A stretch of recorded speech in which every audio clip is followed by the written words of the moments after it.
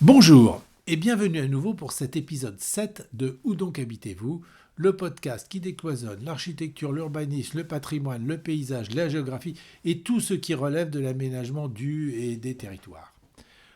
Aujourd'hui, pour clore cette première série de 7 épisodes, je vais aborder un sujet relativement difficile, car pas évident pour beaucoup d'entre nous. Cet épisode traitera des rapports complexes entre culture et climat. Culture et climat, c'est le titre de cet épisode, ou plus précisément de l'importance des cultures dans nos préoccupations environnementales, notamment dans les changements climatiques en cours. Climat, culture, deux mots, deux concepts qu'il n'est pas usuel d'associer, que certains opposent parfois même. L'exercice d'aujourd'hui consiste donc à mettre en évidence les liens intimes entre ces deux concepts. En préambule, précisons que je n'ai aucune leçon à donner sur des sujets aussi importants pour l'avenir de nos sociétés humaines. La conférence Culture et Climat que je donne régulièrement depuis 2016 et dont cet épisode s'inspire a permis de partager des interrogations, des doutes face à certaines affirmations, chiffres ou événements qui ponctuent notre actualité. Une actualité dans laquelle règne souvent un discours, disons, quelque peu formaté sur ces sujets. Loin de moi la volonté d'être exhaustif. Les informations et les exemples avancés ne sont que ceux que j'ai eu la chance de croiser. Vous en avez probablement croisé d'autres, différents, voire de bien meilleurs.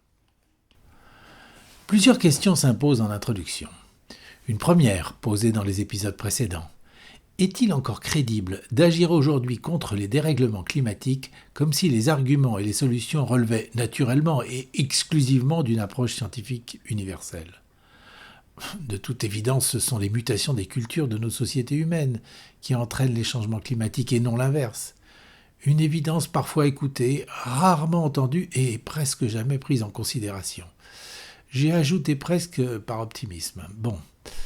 Peut-on encore aujourd'hui parler de crise écologique sans chercher à comprendre les origines humaines, culturelles et sociales ?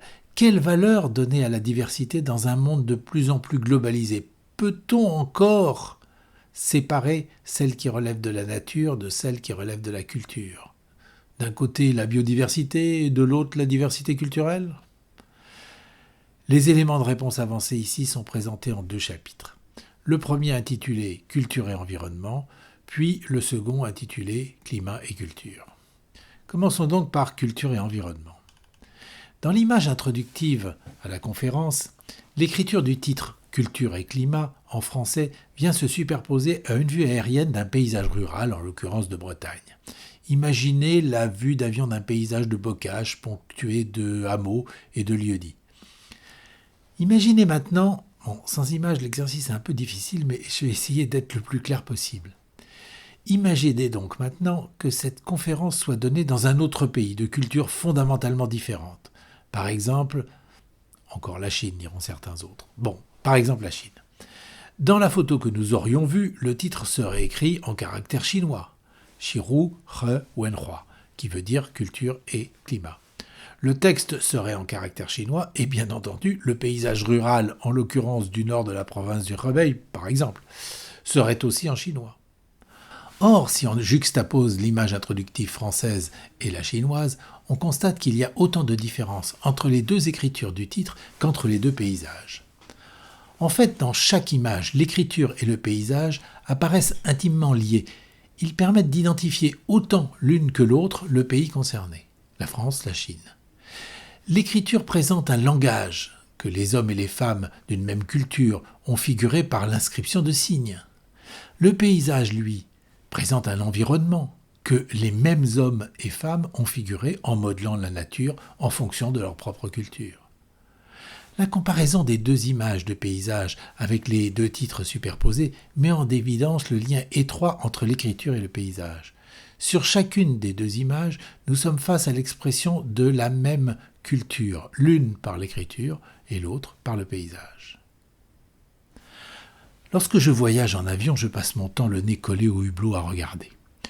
Or, comme probablement beaucoup d'entre nous, j'ai constaté de fortes différences d'un territoire à l'autre. Ces différences restent bien entendu marquées par la particularité des climats, de la géologie.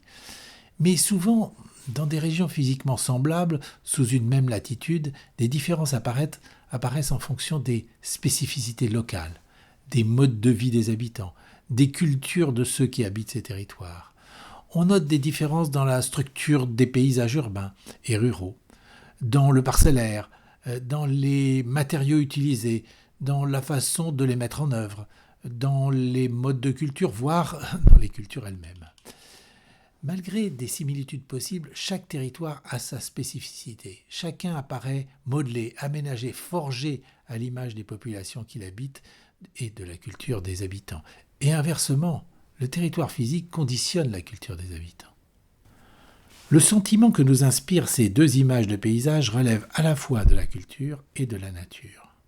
Alors, sous prétexte qu'elles relèvent de deux champs de compétences distincts, peut-on sereinement continuer à dissocier l'expression de la culture des habitants, leur mode de vie, de la valeur écologique des lieux ?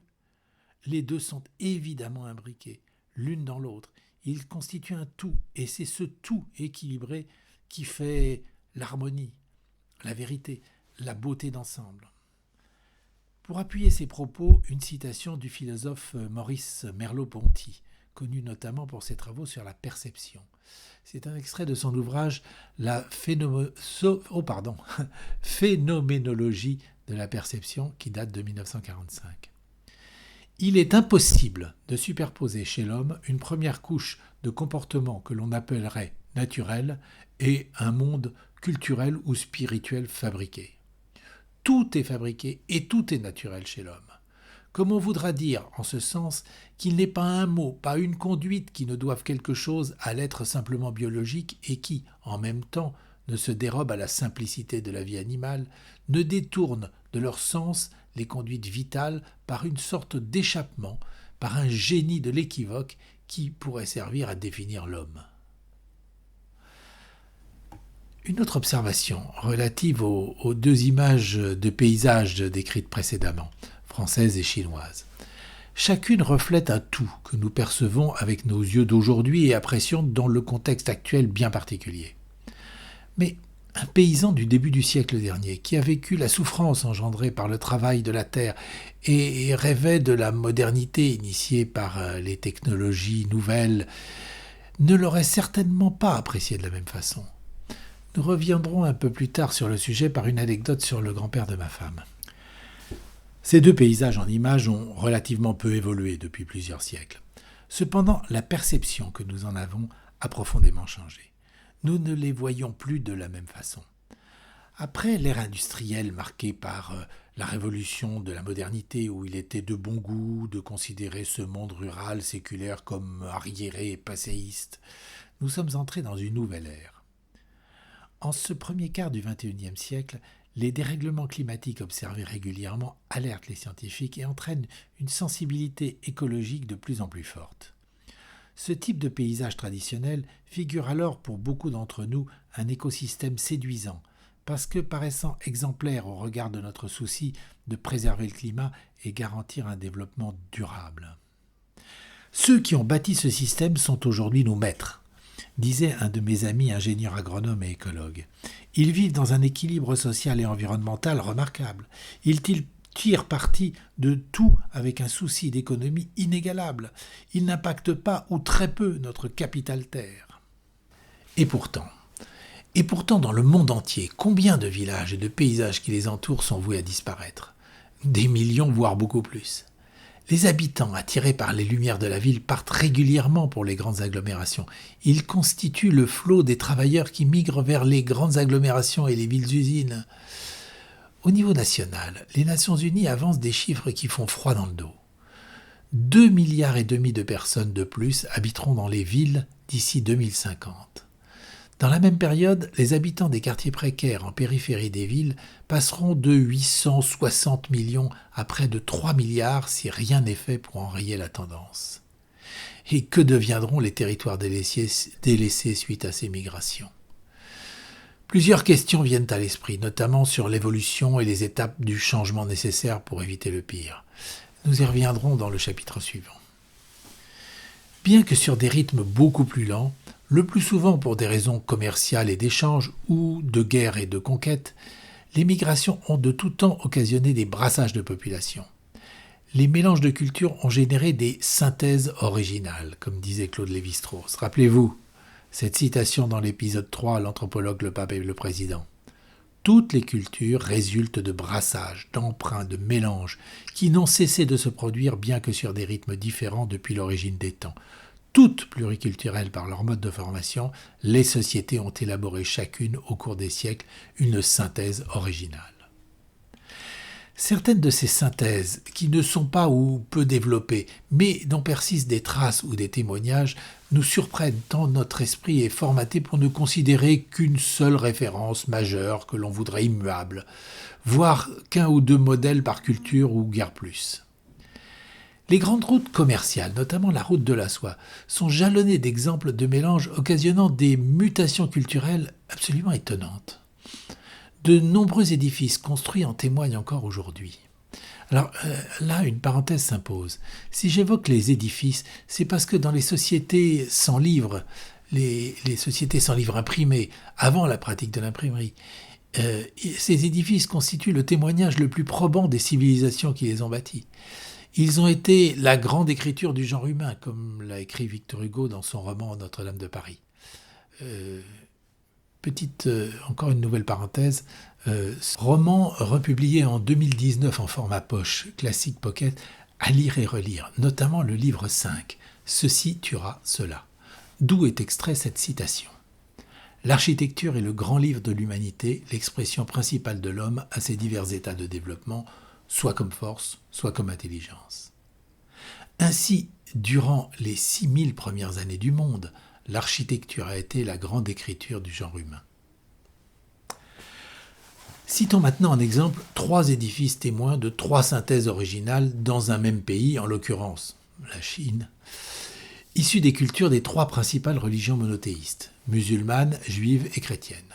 Donc la première, c'est la grande mosquée de la ville de Xi'an, fondée en 742, reconstruite en 1392 et plusieurs fois restaurée depuis. Xi'an, X-I-A-N, capitale de la province du Shanxi, S-H-A-A-N-S-I, fut un point de départ ou d'arrivée de la route de la soie. L'édifice apparaît aux néophytes d'un style architectural totalement chinois, à l'exception de la grande salle des prières pouvant accueillir 1 millier de fidèles, et puis de nombreux éléments décoratifs souvent calligraphiés. C'est à voir sur Internet, elle est absolument surprenante, je vous laisse découvrir les images. Le deuxième édifice, c'est la synagogue de la communauté juive de Kaifeng, K-A-I-F-E-N-G, anciennement Kaifengfu, K'-I-F-O-N-G-F-O-U, dans la province du Henan, H-E-N-A-N.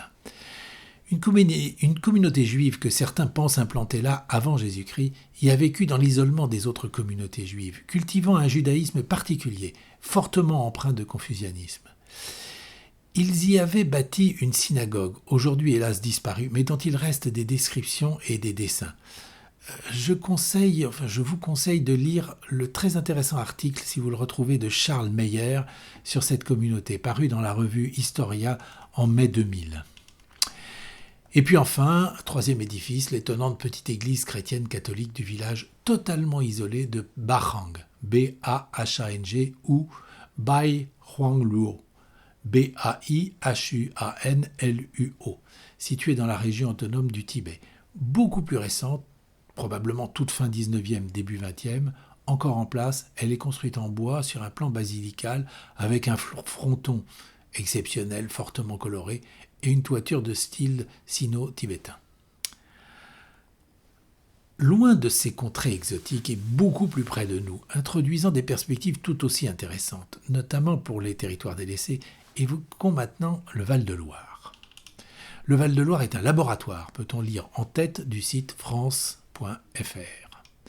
Pour mémoire, le Val-de-Loire traverse aujourd'hui les régions du centre Val-de-Loire, des Pays de la Loire, c'est-à-dire les anciennes provinces de l'Orléanais, de la Touraine et de l'Anjou. Le Val-de-Loire, témoin d'une longue histoire, est riche de patrimoine, au pluriel, culturel et naturel, exceptionnel et intimement lié. En 2000, la dénomination Val-de-Loire a été spécifiquement choisie pour désigner un territoire précis, inscrit par l'UNESCO sur la liste du patrimoine mondial de l'humanité. Il s'étend sans interruption de Sully-sur-Loire dans le Loiret à Chalonnes dans le Maine-et-Loire, sur 280 km le long du fleuve et couvre environ 800 km². Pas de changement brusque, pas de grand rush touristique suite à l'inscription, il y a 20 ans, sur la liste du patrimoine mondial, mais la mise en place d'un plan de gestion, d'une stratégie raisonnée, je dirais, sur le long terme, et des actions de fond impulsées par les élus locaux et conduites par la mission Val-de-Loire Patrimoine mondial, chargée de promouvoir le développement du site dans le respect de son intégrité et de son authenticité, en partenariat avec les services de l'État. J'avais évoqué précédemment le grand-père de ma femme, que j'aimais beaucoup. Il était né avec le XXe siècle, issu d'une famille angevine des bords de Loire. Pour ceux qui connaissent, il était passé de Blaison, au début de sa vie, à Saint-Mathurin, sur Loire, de l'autre côté de la rivière, où il a longtemps tenu la boucherie face à l'église du bourg. Nous avions de longues conversations sur son histoire et ses origines. Il était angevin et fier de l'être. Il avait hérité de rudiments du pastois angevin et m'en avait même appris une phrase de circonstance, puisqu'on évoque ici le climat. Le temps s'abernaudit, il va tomber une heure nappée. Alors, je ne traduis pas, cela se comprend facilement. Enfin, pour ceux qui ont un peu de mal, le temps se gâte et il va tomber une averse. Il habitait non loin de la Touraine où se parlait un autre patois, qui n'avait rien à voir, disait-il, en précisant qu'il n'en connaissait pas un mot. Qu'est devenu ce patois angevin aujourd'hui ?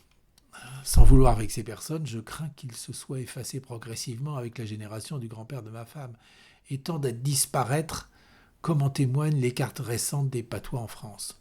On peut dire que l'identité qui s'y rapporte s'amenuise aussi progressivement.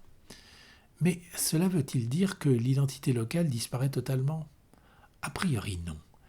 La nature humaine a encore plus horreur du vide que la nature elle-même. Si certaines identités s'effacent, d'autres émergent et tentent de combler le vide laissé. N'est-ce pas le cas de l'identité Val-de-Loire, mise en valeur par l'inscription sur la liste du patrimoine mondial de l'UNESCO ? Vous voyez, j'y reviens.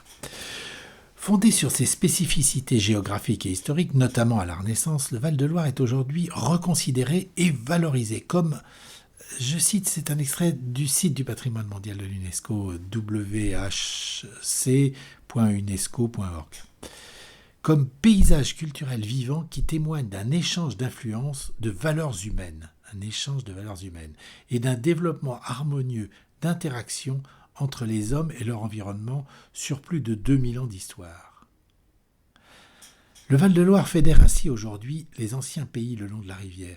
On n'y parle pas de patois spécifique, mais de plus en plus de gens, d'institutions s'y réfèrent pour identifier leur pays, celui qu'ils habitent, celui qu'ils aiment ou celui où ils travaillent. L'identité valorisante du Val-de-Loire intéresse et focalise localement l'attention d'entreprises, d'associations et d'autres organisations diverses. Citons, pour l'illustrer, en premier la région Centre, devenue en janvier 2015 région Centre Val-de-Loire. Mais on peut citer aussi l'Université Centre Val-de-Loire, Spirit of the Loire Valley, comme ils le définissent en anglais. La Technopole orléanaise Val-de-Loire, l'École nationale d'ingénieurs, l'ENI Val-de-Loire, les fruits et légumes Val-de-Loire, la Ligue de tennis des Pays de la Loire, etc., etc. Le phénomène fait boule de neige. Non loin de là, dans son sillage, d'autres identités commencent à émerger des vallées, comme celle de la vallée du Loir, de la vallée de l'Indre, du Val-de-Drône dans le Périgord, etc. Mon entreprise a besoin de racines pour avoir des ailes, reprenait récemment à son compte un grand chef d'entreprise breton qui rayonne dans le monde entier. Cette affirmation est extraite d'une enquête auprès des chefs d'entreprise de Bretagne Sud publiée en 2014 dans un article de Clément Marinos intitulé « Les entreprises performantes en dehors des métropoles ». Au regard des exemples précités ainsi que de nombreuses autres récentes manifestations de ce type, est-il encore crédible de vouloir agir aujourd'hui sur l'environnement, sur le climat, comme si les arguments et les solutions relevaient exclusivement de la nature, c'est-à-dire d'une approche universaliste ? La distinction entre nature et culture ne varie-t-elle pas d'une société à l'autre ? N'est-elle pas elle-même culturelle ? Rappelons ici les propos de Nicolas Hulot sur la conférence Paris Climat 2015, vous savez, la COP21. en qualité d'envoyé spécial du président de la République française pour la protection de la planète. C'est un extrait de l'article « La crise climatique est une crise de sens », publié dans Le Monde du 29 juillet 2015. Je cite « Compte tenu de l'inertie des négociations, il faut actionner les leviers de la conscience, du sens et de la spiritualité, même si, dans un monde très matérialiste, ça n'aura pas la même résonance que cela mérite. On ne peut pas ignorer la dimension culturelle de notre crise. » Voilà. Passons maintenant au chapitre 2, climat et culture. La COP21 s'est donc déroulée à Paris en 2015. Nous avons vu et lu les nombreuses déclarations et commentaires qui ont précédé, accompagné et suivi cet événement qui est resté un événement majeur. Dans ce foisonnement d'informations, j'ai retenu 2 certitudes affirmées clairement. La première, celle concernant l'influence de l'homme sur le climat. Et la deuxième sur la définition d'une nouvelle époque géologique appelée Anthropocène par le prix Nobel de chimie Paul Crutzen, qui confirme qu'il ne s'agit pas d'une crise passagère. La grande majorité des études et les recherches engagées posent clairement les problèmes et préconisent des actions rapides. On peut cependant s'interroger sur les modalités concrètes de mise en œuvre de certaines solutions avancées, notamment parce qu'elles apparaissent exclusivement techniques. L'exclusivité de la référence technique est-elle encore crédible aujourd'hui ? Mettons en parallèle 2 cartes du monde que je vais décrire faute de ne pouvoir les montrer. La première est extraite du rapport du GIEC de 2014. Elle est intitulée « Impact observé attribué au changement climatique ». Notez que changement climatique est au singulier, ce qui peut apparaître surprenant quand on sait les différences considérables de climat qu'il y a d'un endroit du monde à l'autre, mais passons. Cette carte montre donc la répartition et les types de catastrophes annoncées dans le monde. Cette répartition apparaît sur la carte relativement équilibrée. Elle affiche des conséquences semblables partout dans le monde, comme si toutes les parties du monde étaient concernées à la même enseigne, comme si toutes les sociétés, tous les groupes humains allaient être confrontés à un niveau semblable de problèmes. La seconde illustre le nombre et la répartition des victimes de catastrophes naturelles pendant les 30 dernières années du XXe siècle et un peu après. Contrairement à la première carte, on y voit un grand déséquilibre, notamment entre l'Europe de l'Ouest et l'Asie du Sud-Est. Le nombre de victimes dans la région qui va du Moyen-Orient à l'Extrême-Orient est sans commune mesure avec celui de nos régions relativement bien préservées. Pourquoi alors la première carte, extraite du rapport du GIEC, censée montrer objectivement l'impact observé attribué au changement climatique, est-elle à ce point uniforme ? Je vous laisse réfléchir au sujet. Les médias nous ont habitués aux images des catastrophes naturelles dans ces pays lointains. Elles sont nombreuses et dramatiquement impactantes sur les populations. Or, lorsqu'on recherche, toujours sur Internet, les projets et les solutions avancées pour lutter dans ces régions sensibles contre ces catastrophes, on en trouve peu, voire pas du tout. Par contre, on trouve de très vastes et très coûteux projets de barrages pour protéger Londres, New York ou Venise. Sans commentaire. Ça me rappelle dans mon enfance les efforts désespérés mais vains que nous faisions pour protéger nos châteaux de sable contre la marée montante, avec comme différence des millions de déportés et de morts consécutifs à la montée des océans. Mettons maintenant en parallèle 2 courbes relatives au changement au pluriel en cours dans le monde. Les pays les plus touchés par les migrations dans le monde sont aussi parmi les pays les plus concernés par les guerres et les conflits locaux. La première courbe exponentielle est extraite d'un article du Courrier international de novembre 2014, qui reprend les idées avancées dans la thèse de doctorat d'Elisabeth Vallet, chercheuse à l'Université du Québec. Cette courbe exponentielle figure l'augmentation fulgurante du nombre de murs, de séparations, de barrières élevées dans le monde. Et c'était sans compter le récent projet porté par le président des États-Unis d'Amérique d'élever un mur entre son pays et le Mexique. On constate que ces murs ne suivent pas toujours les frontières des pays, notamment lorsque ceux-ci ont été tracés arbitrairement ces derniers siècles. Manifestement, ils séparent des cultures face aux nombreux phénomènes migratoires, aux déplacements de populations de plus en plus importantes partout dans le monde. Mais pas exclusivement. ils illustrent aussi les craintes et les crispations qui conduisent à vouloir se protéger. Il apparaît alors intéressant de mettre en parallèle de cette première courbe une seconde, tout aussi exponentielle, figurant l'accélération des changements dans nos sociétés, notamment depuis le milieu du XXe siècle.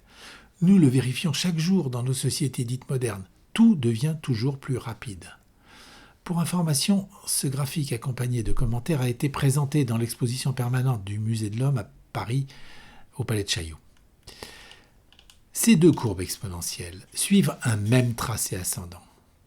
Peut-on alors interpréter la première courbe, les murs, les protections, comme une conséquence de l'accélération du changement figuré par la seconde ? Les migrations, les murs, les déséquilibres et les tensions qui en résultent seraient-ils les conséquences de l'accélération du changement fulgurante au point qu'il semble qu'on en perde la maîtrise ? La croissance exponentielle ne tend-elle pas vers l'explosion ? Attention, il ne s'agit pas de mettre en cause ni le changement, ni l'évolution, ni le progrès en soi. Loin de moi l'idée d'aller contre. Comme évoqué précédemment, l'évolution des sociétés humaines, la mutation des cultures est normale et souhaitable. C'est l'accélération de l'histoire, j'insiste, l'accélération qui creuse les écarts, marginalise des populations de plus en plus nombreuses, exclut des cultures entières, pourtant longtemps inclines à s'engager dans le progrès entre guillemets initié par nos sociétés occidentales. Plus l'histoire s'accélère, plus le monde se crispe, se cloisonne et se divise. Ce sont de simples réactions de défense de nos sociétés. De simples réactions de défense de nos sociétés. Comment peut-on imaginer dans ces conditions pouvoir régler le problème climatique sans poser préalablement le problème dans sa globalité, celui de l'accélération du temps et ses multiples conséquences ? Dit autrement, dans le contexte actuel, le progrès n'a plus du tout le même sens qu'au siècle dernier. Il ne consiste plus aujourd'hui à accélérer le changement, mais au contraire, à calmer le jeu, à calmer cette accélération de l'histoire. Il consiste à chercher comment retrouver un équilibre salutaire. En ce sens, les cultures et les patrimoines, mais aussi le local, le long terme, les savoir-faire, les fais-le toi-même, do it yourself en anglais, deviennent des ressources à utiliser pour calmer ces accélérations. Ils rejoignent et enrichissent ainsi une logique écologique restée trop longtemps exclusivement scientifique et technique.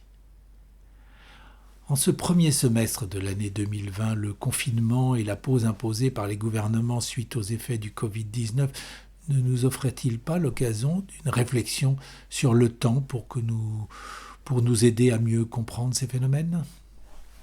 Voilà, ce chapitre du 7e épisode de Où donc habitez-vous se termine sur cette interrogation. Que conclure, si ce n'est rappeler que culture et climat sont intimement liés, intimement imbriqués. Mais vous avez peut-être noté que dans le titre de cet exposé, les deux mots sont au pluriel. Culture avec un S à la fin et climat avec un S à la fin.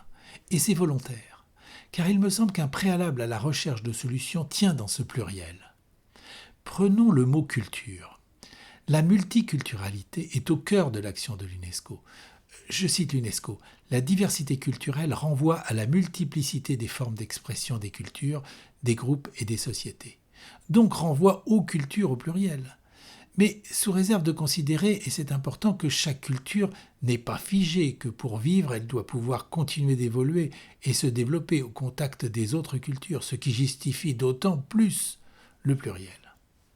Prenons maintenant le mot climat. Le dictionnaire Larousse lui donne un sens au singulier et d'autres au pluriel. Au singulier, il s'agit de, je cite, de l'ensemble des phénomènes météorologiques qui caractérisent l'état moyen de l'atmosphère en un lieu donné.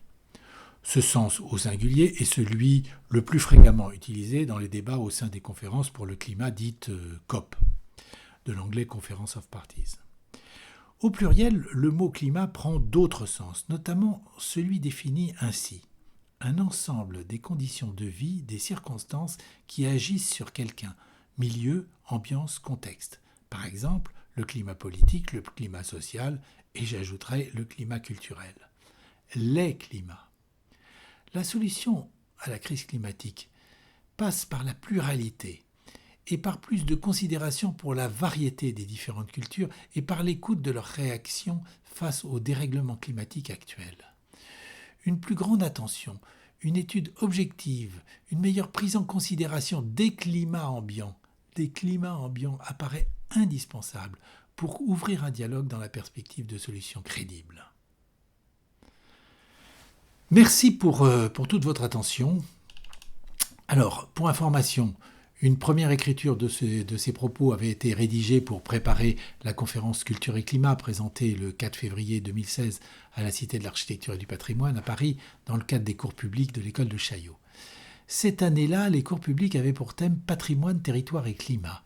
Et Philippe Madec, qui en avait fait la leçon introductive, avait choisi pour titre, citant Voltaire, « Le climat que j'habite ».